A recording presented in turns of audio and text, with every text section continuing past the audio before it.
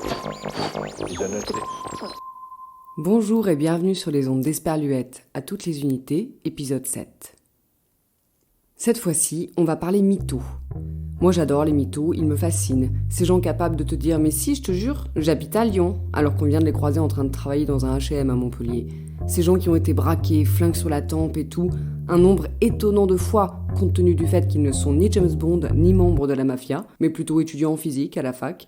Enfin bref, vous voyez le style. Dans cet épisode donc, vous aurez droit à des films sur les mythos.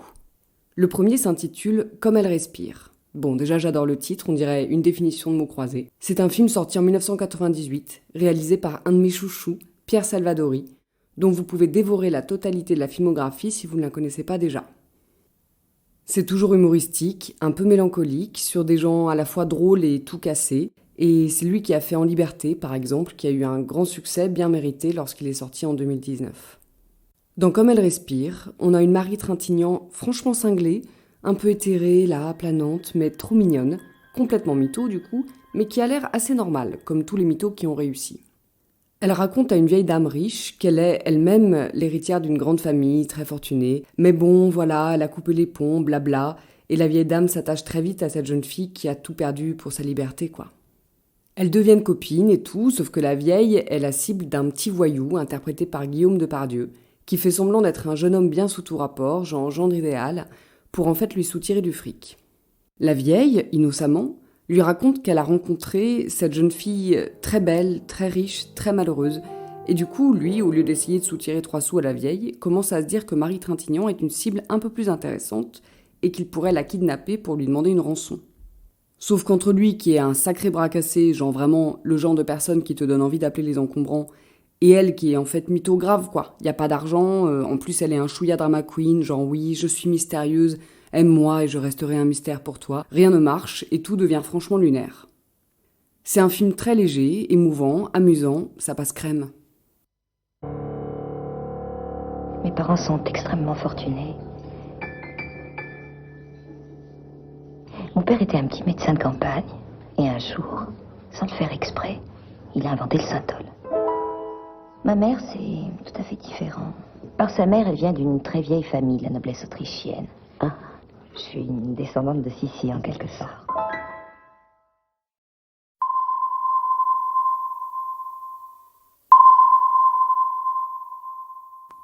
L'autre film de cet épisode, Elle l'adore, est sorti en 2014. Il a été réalisé par Jeanne Henry, qui jouait dans Milou en mai par exemple. C'est un film très pince sans rire, mais super réussi, qui caricature la bourgeoisie française pendant mai 68.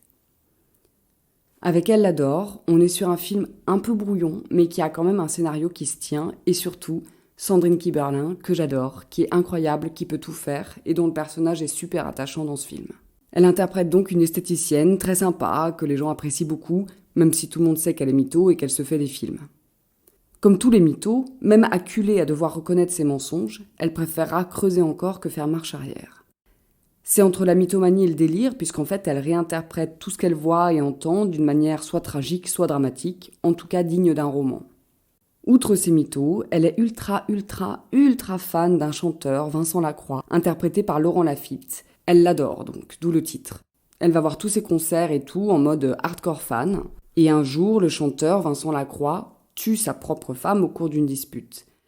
Il va donc chercher à camoufler ce meurtre, il lui faut un alibi, quelque chose, quoi. Et le personnage de Sandrine Kiberlin, elle l'adore, elle est prête à tout pour lui, genre vraiment. Lui voit en elle une aubaine, d'autant qu'il la croit assez bête, qui en fait n'est pas du tout le cas.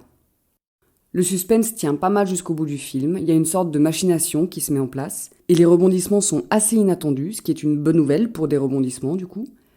Le film en soi n'est pas un très très grand film, mais le personnage et le jeu de Sandrine Kiberlin le rend quand même assez délicieux à regarder.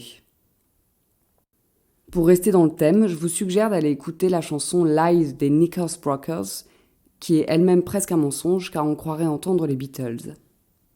C'était Esperluette à toutes les unités, épisode 7. Gros bisous Roger, à vous.